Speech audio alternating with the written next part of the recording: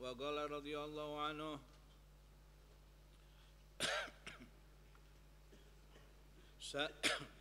sabi'an hathuhu sallallahu alaihi wasallam ala nadhafati turuq wasahatil 'amah wa nahyuhu 'anil talaffuziha bil awsakh wal madar wa bayanuhu anna dhalika ya'tabiru syu'batan min syu'bil iman allati la yatimmu al imanu illa biha. Fa fi sahihain an Abi Hurairah radhiyallahu anhu qala Rasulullah sallallahu alaihi wasallam al-imanu bid'a wa sab'ina wa fi riwayah situna syu'bah wa afdaluha qawlu la ilaha illallah wa adnaha imatatil adha 'anil tariq. Fa idza kana al-mu'min la yajuzu lahu bi muqtada imanihi an yatruka adhan ra'ahu fi tariq wa yumkinuhu an yazilahu wa laysa thimata ghairihi yaziluhu fa min babi aula wa ahaqu wa aujab annahu la yajuzu lahu an yalqal adha fi tariq. Fa'tabir ya muslim wa'lam bi anna nadhafata at-tariq wasyawari' min al-iman wa laysat hiya min at-tafaddul wa la min babil imtinan. Wa qad amara sallallahu alaihi wasallam bi tanahhihi al-adha an tariqi fa qala kama rawa Ibnu Habban an Abi Barzah nahil adha an tariqil muslimin. Rawahu Ahmad wa Tirmidzi wa sahahahu kama fi targhib. Wa awada man ada al-muslimina fi tariqiha kama rawa Tabarani bi isnad hasan an Hudzaifah ibn al-Usaid radhiyallahu anhu anna Nabi sallallahu alaihi wasallam qala man ada al-muslimina fi turuqihim wajabat alaihi la'natuhum. Wa rawa Tabarani wal Baihaqi an Abi Hurairah radhiyallahu anhu anna an-nabiy sallallahu alaihi wasallam qala man ghasala shakhimatahu ala tariq min turuqil muslimin fa alaihi la'natullah wal malaikatu wan nasu ajma'in. Wa rawa Muslim wa ghairihi an Abi Hurairah radhiyallahu anhu anna Rasulullah sallallahu alaihi wasallam qala ittaqul la'inain. Qalu wa man la'inain ya Rasulullah? Qala alladhi yatakhalla fi turuqin nasi aw fi dhillihim ay sahati mujtama'ihim wa julusihim. Wa athna sallallahu alaihi wasallam ala ar-rajuli yazilul adha 'anit tariq. Rawa Shaykhan an Abi Hurairah radhiyallahu anhu qala Rasulullah sallallahu alaihi wasallam bainama rajulun yamshi bi tariqin wajada ghusnu syaukin fa'akharahu fasyakarallahu lahu faghafarallahu lahu fa'akrim wa'adzim bihadhan nabiy karim sallallahu alaihi wasallam alladhi jaa bi sa'adatid dunya wan nadhafatiha wa sa'adatil akhirah wa nadaratiha.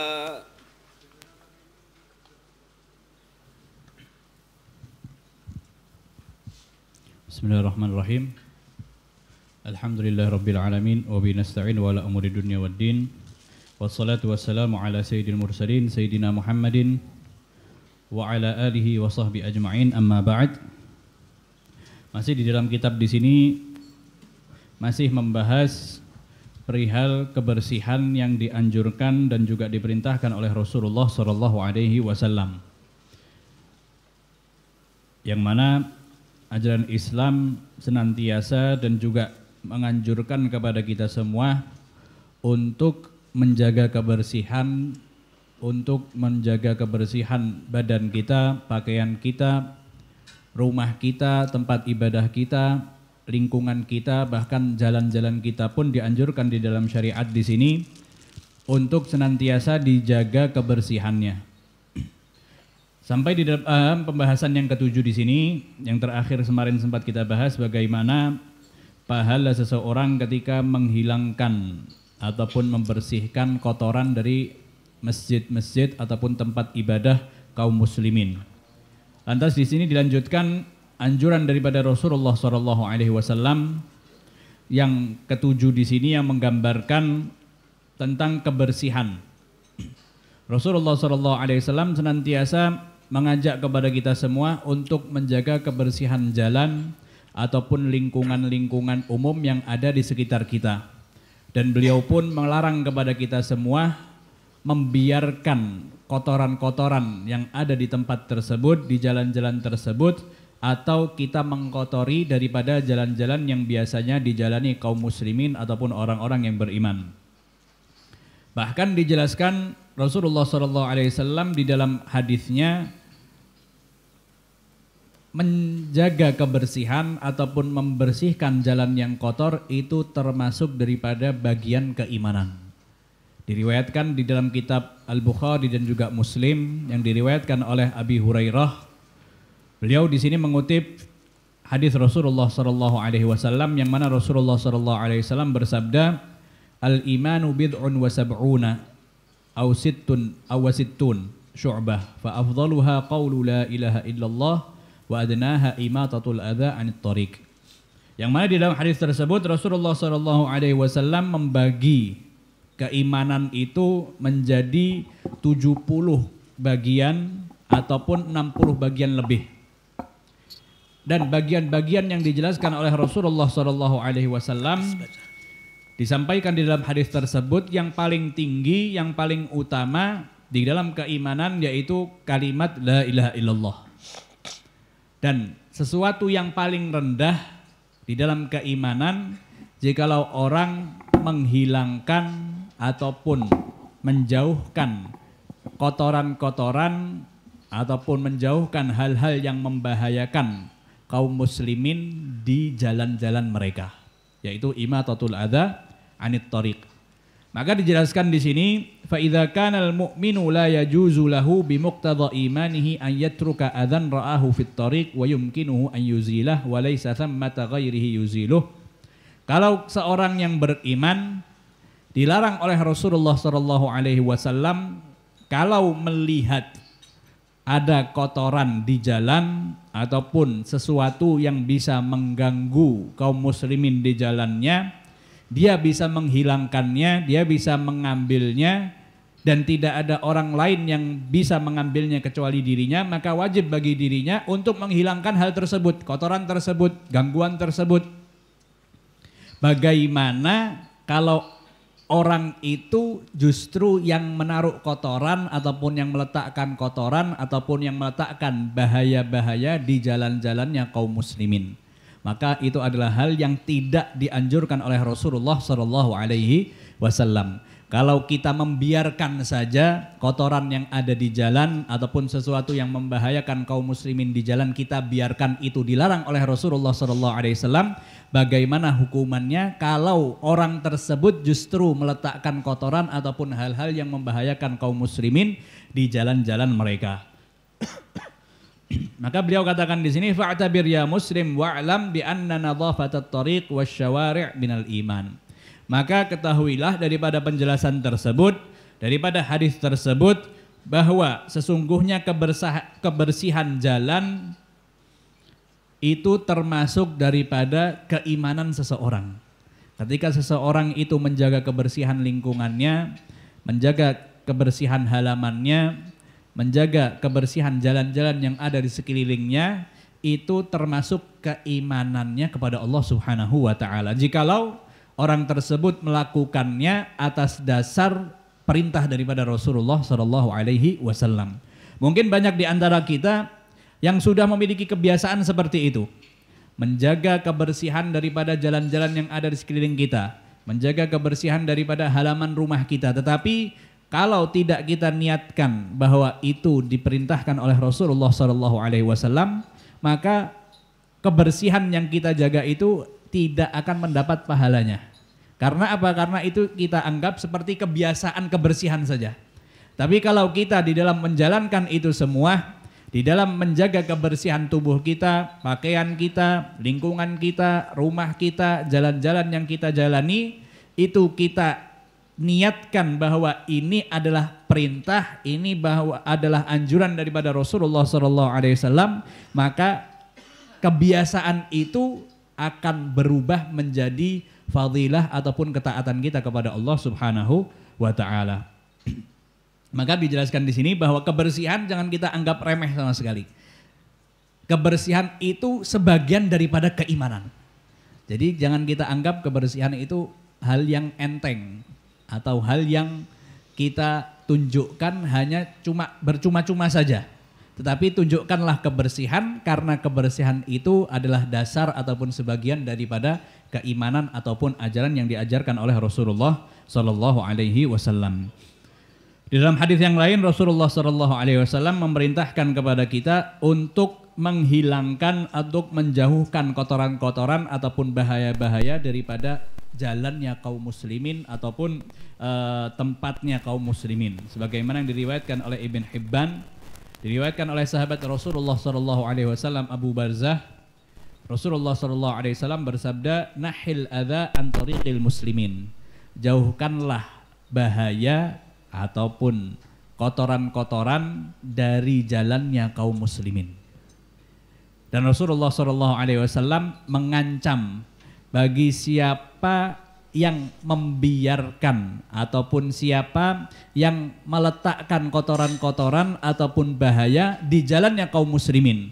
Sebagaimana dijelaskan di sini di dalam riwayat Imam At-Tabrani dengan sanadnya yang sahih, sanadnya yang hasan dari sahabat Rasulullah sallallahu alaihi wasallam Hudzaifah bin Usaid. Rasulullah sallallahu alaihi wasallam bersabda, "Man adzal muslimina fi turuqihim wajabat alaihi la'natuhum." Barang siapa yang mengganggu ataupun yang meletakkan kotoran ataupun yang meletakkan sesuatu yang bisa membahayakan kaum muslimin di jalan-jalan mereka, maka pantas bagi mereka kalau mendapatkan cacian ataupun laknat daripada kaum muslimin yang lainnya.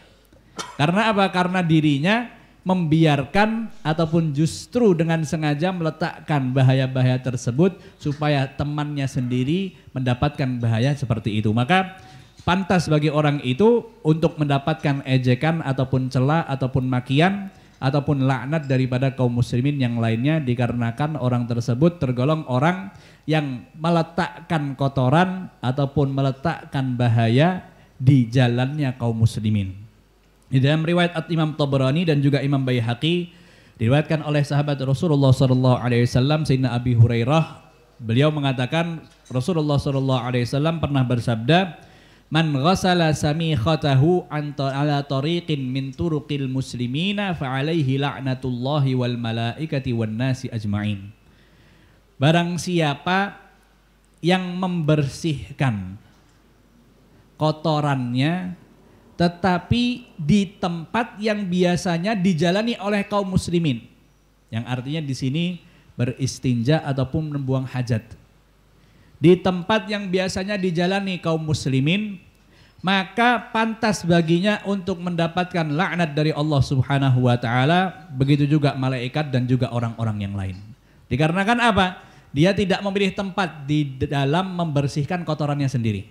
Seharusnya dia menjauh daripada tempat kerumunan kaum muslimin, tempat jalan mereka ataupun tempat duduk mereka ataupun tempat teduhan yang biasanya mereka berteduh daripada terik matahari, itu harus mereka jauhi. Carilah tempat di dalam untuk membuang hajat kita ketika kita beristinja di tempat-tempat yang sepi ataupun tempat-tempat yang tidak biasanya dilalui oleh kaum muslimin ataupun diduduki oleh kaum muslimin. Mungkin di zaman dulu tidak ada tempat yang dikhususkan untuk membuang hajat, sehingga biasa mereka melakukan membuang hajat mereka di jalan. Tetapi kebanyakan di antara mereka biasanya mencari tempat yang jauh daripada kerumunan ataupun jalan yang biasanya dijalani oleh kaum muslimin. Tetapi kalau ada orang yang dengan sengaja membuang kotorannya, hajatnya di tempat yang biasanya diduduki, dijalani ataupun tempat yang biasanya banyak di situ kaum muslimin beraktivitas, maka pantas baginya untuk mendapatkan laknat dari Allah Subhanahu wa taala beserta malaikat dan juga orang-orang yang lain. Di dalam riwayat Al-Muslim diriwayatkan oleh Sayyidina Abu Hurairah, Rasulullah sallallahu alaihi wasallam bersabda, "Ittaqul la'inain." Berhati-hatilah kalian dengan dua pelaknat. Maka para sahabat bertanya kepada Rasulullah sallallahu alaihi wasallam, yang dimaksud dua pelaknat ini itu apa? Mereka bertanya kepada Rasulullah, "Wa man la'inani ya Rasulullah?" Maka di situ Rasulullah sallallahu alaihi wasallam menjawab, "Alladzi yatakhalla fi turuqin nasi aw fi dhillihim."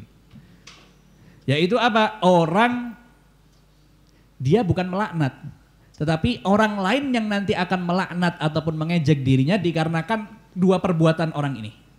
Yaitu apa? Yang membuang hajatnya di jalan orang lain atau di tempat teduhnya orang lain. Yang biasanya orang di jalan di situ, dia membuang hajatnya di tempat tersebut. Atau biasanya orang berteduh daripada terik matahari ataupun dari hujan di tempat tersebut, orang itu membuang hajat di tempat itu. Maka dia pantas mendapatkan laknat daripada orang-orang lain. Aisahati mujtama'atihim wa julusihim. Yang dimaksud daripada tempat ini bukan hanya jalan saja, bukan hanya tempat berteduh saja, tetapi tempat perkumpulan mereka ataupun tempat di mana mereka sering duduk di tempat tersebut. Maka kalau membuang hajat seperti itu, maka orang itu berhak mendapatkan laknat ataupun ejekan ataupun celah daripada kaum muslimin yang lainnya. Dan Rasulullah SAW pun memuji bagi seseorang yang mau membersihkan kotoran ataupun mau menghilangkan daripada gangguan-gangguan, bahaya-bahaya daripada toriknya ataupun jalannya kaum muslimin, sebagaimana yang diriwayatkan oleh Imam Bukhari dan juga Muslim dari sahabat Rasulullah SAW Abi Hurairah. Rasulullah SAW bersabda, "Bainama rajulun yamshi bi tariqin wajada ghusna syaukin fa akhkharah." Ketika seseorang jalan di satu jalan, orang tersebut mendapati di jalan itu ada ghusnu syaukin, ada patahan daripada duri, entah itu dari pepohonan ataupun yang lain. Maka apa yang dilakukan orang tersebut? Fa akhkharahu, maka dijauhkan potongan duri itu dari jalannya kaum muslimin, diamankan supaya tidak ada yang terkena daripada duri tersebut. Fasyakarallahu lah, dan orang tersebut bersyukur kepada Allah Subhanahu wa taala, faghafarallahu lah. Maka orang tersebut akan mendapatkan ampunan dari Allah Subhanahu wa taala. Karena apa? Karena sudah menjauhkan bencana ataupun bahaya daripada jalannya kaum muslimin. Apa yang dihilangkan, apa yang dijauhkan, yaitu duri yang mungkin bisa mengenai kakinya ataupun bisa membahayakan kaum muslimin ketika lewat di jalan tersebut. Maka dengan itu dia bersyukur kepada Allah Subhanahu wa taala, dia pun insyaallah akan mendapatkan ampunan daripada Allah Subhanahu wa taala.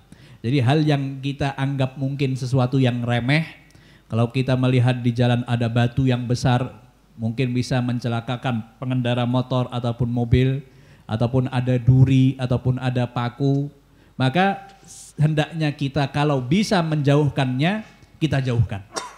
Karena kalau kita bisa dan tidak mau menjauhkan, kita mendapatkan dosa dari Allah Subhanahu wa taala, dan kalau kita bisa menjauhkannya, kita bisa juga mendapatkan ampunan daripada Allah Subhanahu wa taala. Maka dijelaskan di sini, fa akrim wa a'zim bihadzal nabiyil karim alladzi jaa'a bi sa'adatid dunya wa nadhafatiha wa sa'adatil akhirah wa nadharatiha. Maka sungguh mulia nabi kita semua, yaitu Rasulullah sallallahu alaihi wasallam, yang mana di dalam ajarannya bukan hanya menfokuskan kita untuk mendapatkan keberhasilan di akhirat, untuk mendapatkan kenikmatan, kebahagiaan di akhirat saja, tidak. Tetapi perihal duniawi saja beliau perhatikan, beliau arahkan, dan juga beliau anjurkan kepada kita semua, sehingga di dalam menjaga kebersihan khususnya kaum muslimin, ketika mereka menjalankan itu semua atas perintah Rasulullah sallallahu alaihi wasallam, mengikuti apa yang diarahkan dan juga dianjurkan oleh Rasulullah sallallahu alaihi wasallam, orang tersebut akan mendapatkan keselamatan di dunia ini dan juga akan mendapatkan keselamatan kelak di akhirat. Jadi ajaran, aturan yang sangat luar biasa yang diajarkan oleh Rasulullah Sallallahu Alaihi Wasallam. Mungkin kalau berapa daerah, berapa tempat, berapa negara yang mereka semua di dalam undang-undangnya menunjukkan dan juga menganjurkan kepada masyarakatnya untuk menjaga kebersihan, kita sudah dari jauh, dari waktu yang jauh, ajaran kita sudah mengajarkan kepada kita semua untuk menjaga kebersihan badan kita, Pakaian kita, lingkungan kita, tempat tinggal kita, bahkan jalan-jalan pun juga dianjurkan oleh Rasulullah SAW untuk dijaga kebersihannya. Yang ke-8. Bismillahirrahmanirrahim. Radhiyallahu ankum. Qala radhiyallahu anhu, thaminan inna ma syuri'atil wudu wal ghuslu allazaini jaa bihima Rasulullah sallallahu alaihi wasallam la hiya akbaru syahidin ala anna an-nadhafata هي أصل أصيل في دين الإسلام وأنها من أهم المبادئ التي جاء بها رسول الله صلى الله عليه وسلم فإن في الوضوء والغسل إزالة للنجس ورفعا للحدث ونظافة من الوسخ والدنس إلى ما هناك من بقية الحكم الشرعية وفي إزالتهما آثار الذنوب والخطايا كما ورد في الحديث أن أبي هريرة رضي الله تعالى عنه أن رسول الله صلى الله عليه وسلم قال إذا توضأ العبد المسلم أو المؤمن فغسل وجهه خرج من وجهه كل خطيئة نظر إليها بعينه من الماء بعينه مع الماء أو مع آخر قطر الماء فإذا غسل يديه خرج من يديه كل خطيئة كان بطشتها يده مع الماء أو مع آخر قطر الماء فإذا غسل رجليه خرجت كل خطيئة مشتها رجله مع الماء أو مع آخر قطر الماء حتى يخرج نقيا من الذنوب وهناك حكم طيبة جمة مترتبة على مشروعية الوضوء والغسل من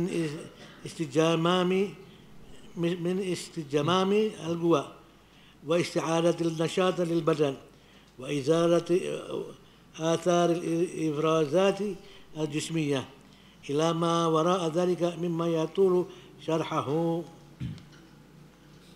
Kedelapan di sini masih menjelaskan kepada kita tentang anjuran dan juga ajaran yang dibawakan oleh Rasulullah SAW di dalam kebersihan. Kita ketahui kita disyariatkan di dalam ajaran Islam untuk berwudu dan juga mandi wajib. Yang mana dari dua ajaran tersebut kita bisa lihat bagaimana Rasulullah SAW menunjukkan kepada masyarakat yang ada bahwa dasar ajaran ini adalah an-nadhafah. Ibadah yang senantiasa kita lakukan 5 waktu setiap hari itu semua bersandar sahnya sholat kita dengan apa? Dengan nadhafah, yaitu al-wudu. Wahya aslun asilun fi dinil Islam, dan itu termasuk daripada sumber yang pertama daripada ajaran Islam. Sholat kita tidak akan sah kalau kita tidak menjaga kebersihan, yaitu dengan apa? Dengan berwudu ataupun mandi wajib. Wa annaha min ahammi mabadi' alladhi ja'a biha Rasulullah sallallahu alaihi wasallam, dan itu adalah pelajaran yang pertama, yang terpenting di dalam ajaran Islam. Apalagi orang yang baru pertama kali memeluk ajaran Islam, pasti yang pertama kali diajarkan setelah mengucapkan 2 kalimat syahadat, yaitu bagaimana caranya mandi wajib dan juga bagaimana caranya berwudu. Karena ajaran ataupun amalan keseharian kita, sholat kita tidak akan diterima kecuali kalau wudu kita sudah benar ataupun mandi wajib kita juga sudah benar. Maka dijelaskan di sini, fa inna fil wudu'i wal ghusli izalatun lin najis wa raf'an lil hadath. Di dalam berwudu dan juga mandi itu kita mensucikan daripada najis dan juga mengangkat daripada hadath. Najis yang zahir, hadath yang ma'nawi. Kita juga bisa membersihkan daripada kotoran-kotoran yang zahir yang ada di dalam diri kita. Dan masih banyak sekali hikmah di dalam masyru'iyahnya ketika kita diperintahkan untuk berwudu dan juga mandi. Bahkan di dalam berwudu pun kita disunnahkan untuk mentajdid al-wudu. Jadi kalau andai saja kalau kita berwudu, wudu salat subuh, kita bisa menjaga wudu kita sampai zuhur, asar, maghrib dan juga isya dengan satu wudu saja. tapi di setiap masuknya waktu sholat kita disunahkan lagi.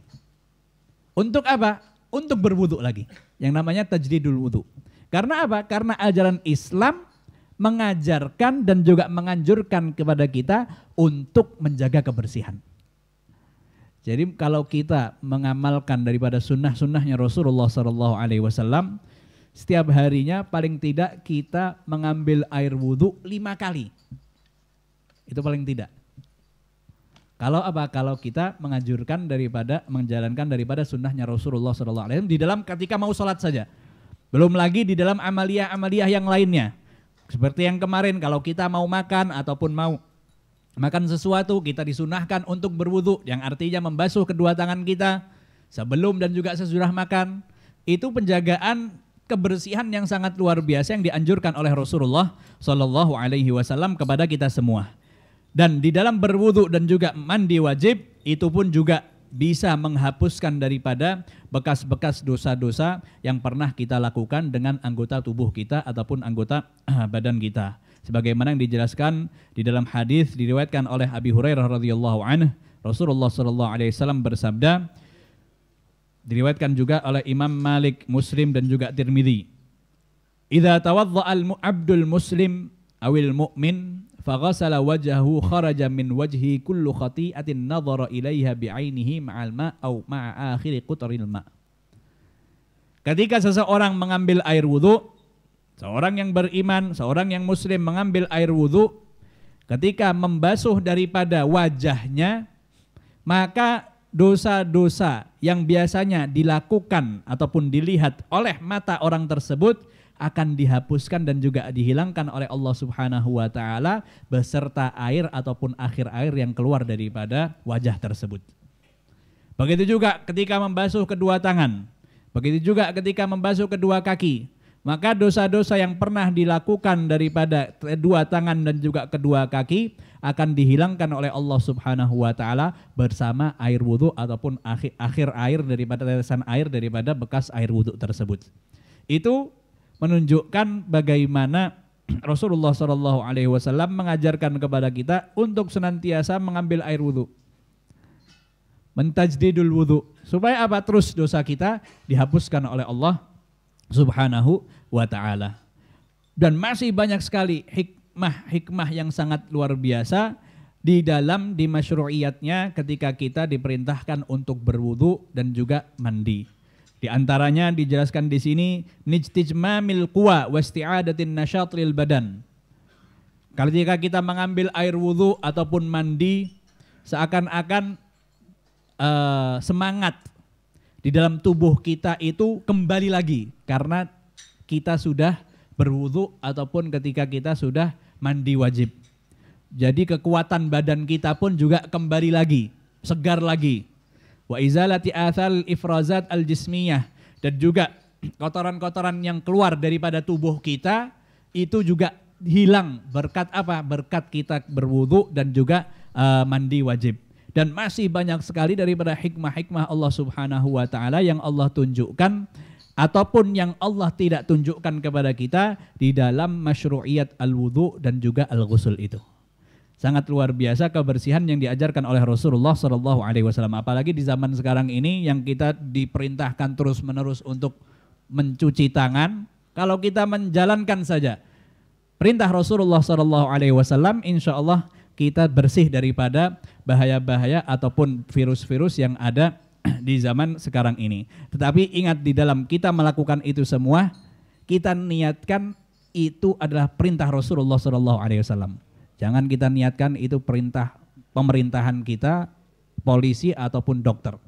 Karena kalau eman-eman kalau kita mencuci tangan kita sebelum makan ataupun setelah makan, kalau kita mau masuk masjid kita berwudu, kita cuci tangan, tapi kita lebih baik berwudu saja, mendapatkan fadilah perintah daripada Rasulullah SAW dan juga mendapatkan pahala.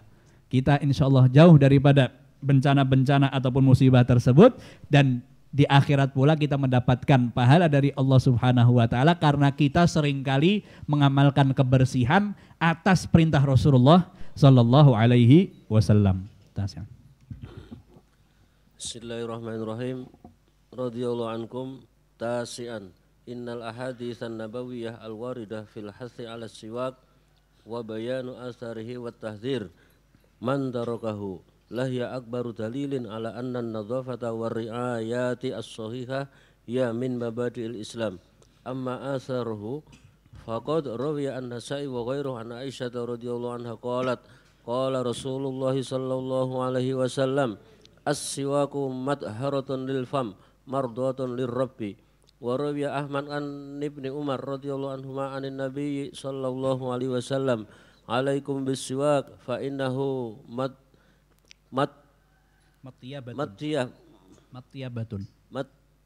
matyabatun lil fam mardatun lirabbi tabaraka wa ta'ala. Wa amma hasu alaihi sallallahu alaihi wasallam faqad qala laula an asyqa ala ummati la amartahum bis-siwak ay li fardatuhu alaihim ma'a kulli salatin. Rawahul Bukhari wal lafzulah wa Muslim bilafzin inda kulli salatin wan Nasa'i wa Ibnu Majah wa Ibnu Hibban bilafzin la amartuhum bisiwak ma'al wudu inda kulli salatin.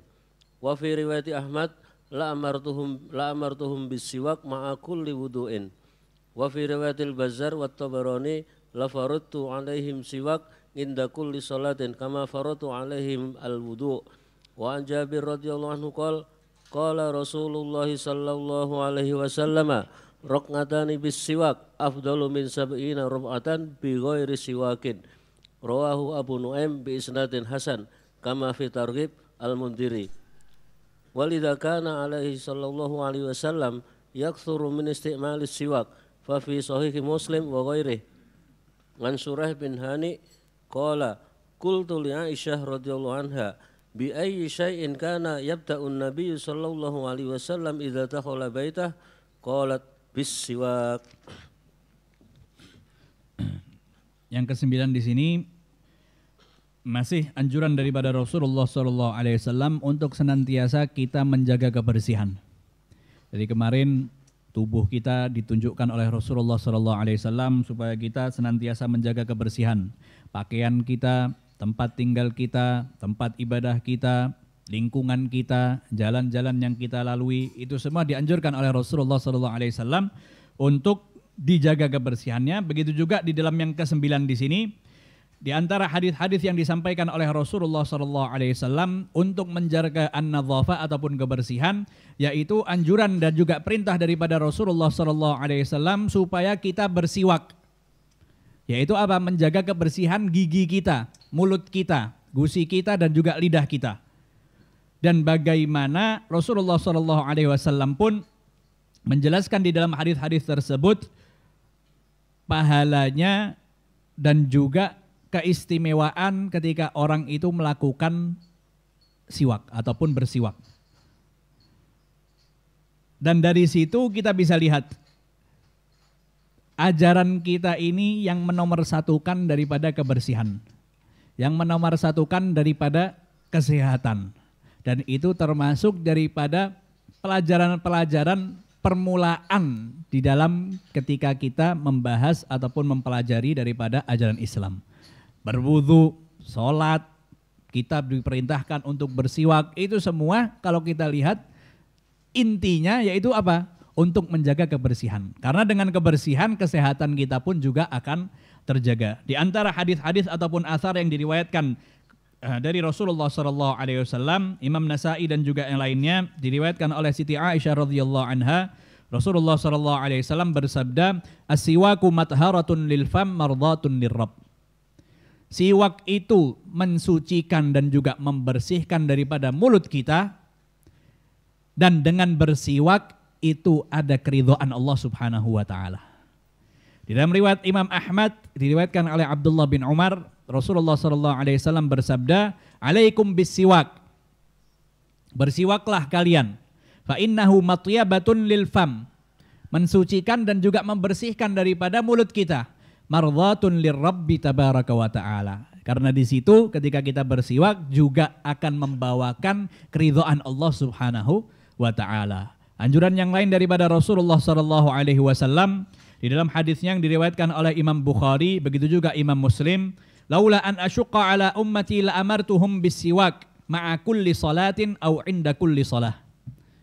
Kalau aku tidak akan memberatkan kepada umatku, maka aku akan wajibkan kepada mereka sebelum mereka sholat untuk bersiwak terlebih dahulu. Di sini diriwayatkan juga la amartuhum bisiwak ma'al wudhu' inda kulli shalah. Ada yang mengatakan siwaknya itu waktu berwudu, ada yang mengatakan bersiwaknya itu sebelum sholat. Dan itu adalah sesuatu yang hampir diwajibkan oleh Rasulullah SAW. Di dalam riwayat Imam Ahmad juga dijelaskan la amartuhum bisiwak ma'a kulli wudhu. La faradtu alaihimus siwak inda kulli shalah kama faradtu alaihimul wudhu. Di dalam riwayat Imam Bazzar dan juga At-Tabrani, aku akan mewajibkan kepada mereka semua untuk bersiwak sebelum mereka berwudu, di waktu mereka berwudu ataupun sebelum mereka sholat. Sebagaimana aku wajibkan kepada mereka semua sebelum sholat untuk berwudu. Dari dua hadis ataupun hadis-hadis ini kita bisa lihat bagaimana anjuran yang sangat luar biasa daripada Rasulullah SAW untuk kita senantiasa menjaga kebersihan. Kebersihan daripada mulut kita. Yaitu dengan apa? Dengan bersiwak. Kalau sekarang banyak pasta gigi, sikat gigi yang banyak sekali jenis-jenisnya. Kita dari 1400 yang tahu Rasulullah SAW sudah menjelaskan kepada kita pentingnya ketika kita untuk bersiwak. Jadi kebersihan gigi itu sangat penting sekali. Kebersihan mulut itu sangat penting sekali. Karena kuman-kuman itu banyak daripada mulut kita. Kalau gigi kita sakit aja sakitnya setengah mati. Semua badan merasakan kesakitan. Tapi kalau kita bersiwak, insya Allah gigi kita bersih dan juga kita pun juga sehat. Di dalam riwayat yang lain, Rasulullah SAW menunjukkan kepada kita keutamaan ketika kita bersiwak. Kita mendapatkan kebersihan mulut kita, gigi kita bersih, kita mendapatkan keridhaan dari Allah Subhanahu wa Ta'ala. Dan perbuatan ibadah yang kita lakukan, sholat yang kita lakukan, itu dilipat gandakan oleh Allah Subhanahu wa Ta'ala pahalanya kalau kita mengawalinya dengan bersiwak. Rasulullah SAW bersabda, raka'atani bisiwak afdalu min sab'ina raka'ah bighairi siwak. 2 rakaat sholat kita kalau kita bersiwak di dalam sholat tersebut, itu lebih afdal kalau kita melakukan 70 rakaat tanpa siwak. Hadis ini diriwayatkan oleh Imam Abu Nuaim dengan sanadnya yang hasan. Dan Rasulullah SAW pun di dalam kesehariannya menunjukkan kepada kita semua bahwasanya dirinya itu seringkali menggunakan siwak. Bukan hanya ketika berwudu. Ketika kita berwudu disunahkan untuk bersiwak. Ketika kita mau sholat disunahkan untuk bersiwak. Sholat itu mungkin kita sehari kalau wajibnya saja 5 kali. Tapi kalau dengan sunnah-sunnahnya mungkin bisa puluhan kali. Dan setiap kali kita sholat kita disunahkan untuk bersiwak. Kita bisa bayangkan gigi kita ini bersihnya seperti apa nanti. Mau wudhu bersiwak. Mau sholat Qobliyah zuhur kita bersiwak. Sholat zuhur kita bersiwak. Ba'diyah zuhur kita bersiwak. Terus kita bersiwak. Dan dijelaskan kesehariannya Rasulullah SAW sebagaimana diriwayatkan oleh Siti Aisyah ketika ditanya oleh Shuraih bin Hani, bi ayyi syai'in kana yabda'un Nabi SAW idza dakhala baitah. Dengan perbuatan apa Rasulullah SAW pertama kali kalau masuk rumahnya? Maka Siti Aisyah menjawab, pertama kali yang dilakukan oleh Rasulullah SAW ketika ingin masuk rumahnya yaitu apa? Bersiwak. Bersiwak terlebih dahulu. Sebelum tidur bersiwak. Bangun tidur bersiwak. Setiap amalan-amalan yang baik dilakukan oleh Rasulullah SAW biasanya diawali dengan bersiwak. Jadi benar-benar menjaga kebersihannya sangat luar biasa Rasulullah SAW karena beliau adalah makhluk Allah Subhanahu wa Ta'ala yang terbersih dan yang sangat menginginkan kebersihan daripada umatnya. Siwak saja diperintahkan sampai berkali-kali. Kalau kita lihat, kalau kesehatan sekarang mungkin kalau kita setelah makan diperintahkan untuk bersiwak. Kita bangun tidur ataupun sebelum tidur diminta untuk bersiwak. Tapi itu semua sudah dilakukan dan juga diperintahkan oleh Rasulullah SAW. Bangun tidur Rasulullah SAW bersiwak, sebelum tidur Rasulullah SAW bersiwak. Karena beliau lebih tahu daripada yang lainnya keutamaan dan juga kepentingan kebersihan gigi dan juga mulut kita. Mau sholat diperintahkan untuk bersiwak. Dengan kayu siwak yang sekarang mungkin sudah ada pasta gigi yang dibuat daripada kayu siwak tersebut. Karena mereka mengetahui keistimewaan daripada kayu siwak yang diperintahkan oleh Rasulullah SAW.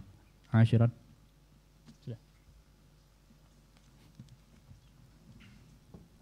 Bismillahirrahmanirrahim. Al-Fatihah bil qabul wa iqbal salahil ahwal zahiran wa batinan. An Allah yaftah alaina wa alaikum futuhal arifin. Fakihna wa iyyakum fid din wa yahdina wa iyyakum sawa sabil wa yu'allimna wa iyyakum ta'wil wa yaj'alna wa iyyakum ulama atqiya sulaha najaba. Wa an Allah yaghfir lana wa liwalidina wa liman kana fis sabiq hadiran ma'ana. Allahumma ighfir lahum warhamhum waj'al mustaqarra arwahim firdausil a'la ma'an nabiyyin siddiqin wa syuhada' salihin wa nas'alullah kariman yaqdi hajatana kullaha ad-dunyawiyah wa ukhrawiyah fi anfusina wa ahlina wa auladina wa ikhwanina wa ashabina wa man awsana bid-du'a wa an Allah yahfadna wa iyyakum min bilad Indonesia wa buldan muslimin min jami'il bala' wal waba' wal amrad wa min virus corona ويشفي مرضانا ويعافي مبتلانا ويملي سر ويعانا ولا يخيب رجانا ويرزقنا رزقا حلالا طيبا كثيرا بدون تعب ولا مشقة مع لطف وعافية توفيق والهداية وحسن الخاتمة عند الموت بعد طول الأمور في طاعة الله والرضا في خير ولطف وعافية السلامة وإلى حضرة النبي فاتحة.